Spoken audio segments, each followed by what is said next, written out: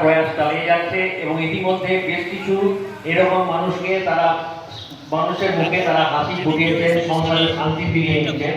তাই আপনাদের কাছে যদি এইরকম কোনো খবর থাকে কোনো মানুষের উপর দ্বারস্থ নির্যাতন হচ্ছে, তো আপনারা এসে খবর দিন। এই শ্রদ্ধার একটি হেল্প ডেস্ক আমাদের এখানে আছে।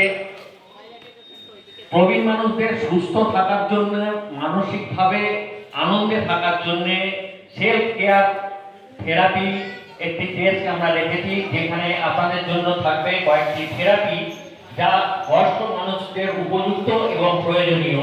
সেইগুলি আমরা এখানে আপনাদের জন্য উপস্থিত করব। আপনারা প্রয়োজনে এসে সেইগুলি একটু দেখে যান, তারপরে নিজেদের মতো করে প্র্যাকটিস করতে পারবেন। এখানে যে সমস্ত প্রবীণারা বসে আছেন তারা সবাই কিন্তু আজকের দিনে মোবাইল ফোনের যা যা খুঁটিনাটি বেশিরভাগটাই তাদের কাছে কিন্তু এখন তারা স্বচ্ছন্দ হয়ে গেছেন। আজকের দিনে মোবাইল ব্যবহার অত্যন্ত প্রয়োজনীয়। যে কোনো কাজে মোবাইলের প্রয়োজন হচ্ছে এবং সেইটি জানার জন্যে আমাদের নবীন প্রজন্মের দ্বারস্থ হতে হয়। তারা অনেকটা বেশি জানে, কিন্তু আমরা হসলা চাই যে প্রবীণেরাও এই বিষয়ে স্বচ্ছ